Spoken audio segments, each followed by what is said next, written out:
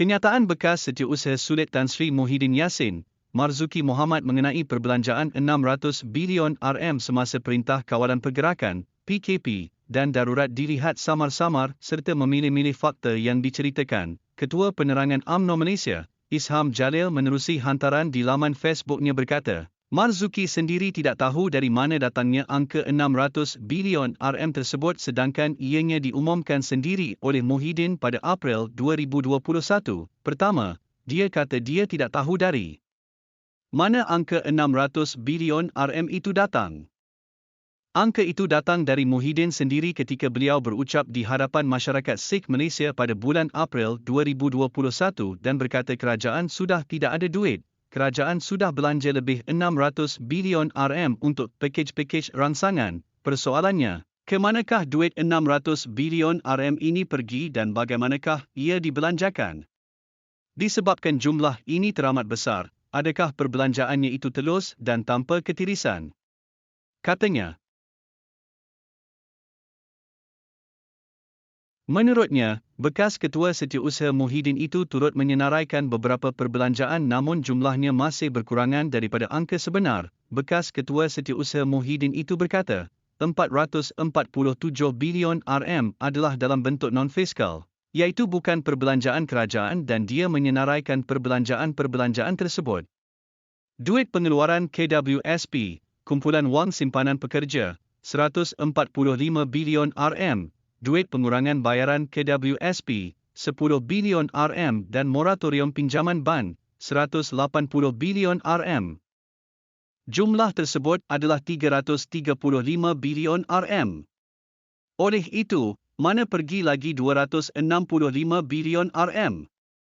Dia kata lagi ada perbelanjaan 83 bilion RM yang kononnya disalurkan terus kepada rakyat termasuk 18 bilion RM bantuan prihatin nasional, bantuan prihatin rakyat dan subsidi upah. Namun yang lain dia tidak senaraikan. Dia ambil contoh sahaja katanya.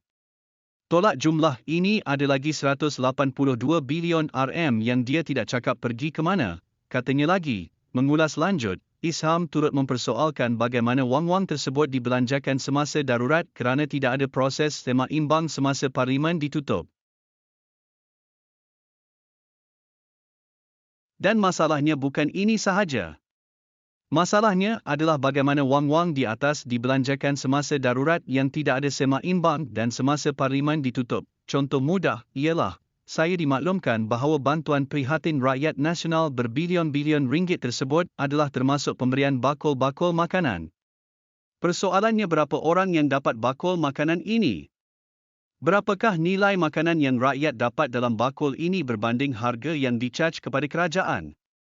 Siapa yang dapat kontrak-kontrak pembekalan bakul-bakul ini? Adakah ia dibuat secara rundingan terus kepada kroni dan berapa margin yang buat daripada berbilion-bilion dana ini? Persoalan-persoalan ini juga adalah sama berkenaan perolehan-perolehan kerajaan, kontrak-kontrak pembekalan barangan, peralatan dan perkhidmatan yang lain bernilai berbilion ringgit semasa darurat oleh pentadbiran Muhyiddin tanpa seimbang serta semasa parlimen digantung. Ini perlu diperincikan untuk seimbang dan tadbir urus yang telus, katanya lagi. Kata Isham lagi, perbelanjaan sebesar 600 bilion RM ini perlu diperincikan untuk membendung gejala rasuah dan meningkatkan tadbir urus yang baik dalam kerajaan. Perbelanjaan sebesar ini tidak boleh disorok di bawah karpet dan berharap rakyat akan melupakannya. Jika kita serius untuk membendung rasuah dan meningkatkan tadbir urus yang baik dalam kerajaan, perbelanjaan 600 bilion RM semasa darurat ini perlu dilihat dengan lebih terperinci. Saya dimaklumkan bahawa kemarin satu laporan polis telah dibuat berkenaan hal ini. Kita tidak mahu sebahagian daripada wang berbilion tersebut digunakan oleh parti-parti politik tertentu berbelanja besar untuk pilihan raya yang lepas dan menang melalui merasuah pengundi.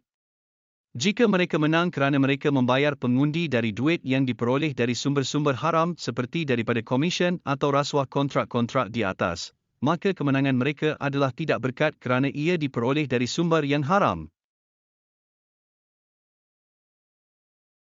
Jika mereka kata mereka bersih, mereka perlu bersedia untuk disiasat dan diaudit berkenaan hal ini. Mereka perlu memberikan perincian berkenaan ke semua perbelanjaan 600 bilion RM tersebut.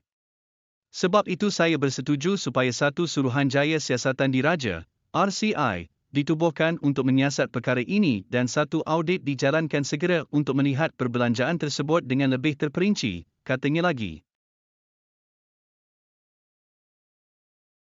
Sekian sahaja berita panas untuk hari ini. Terima kasih kerana anda setia mendengar berita daripada Berita Panas Channel. Jangan lupa like, subscribe dan aktifkan tombol loceng supaya anda tidak ketinggalan berita panas dari kami.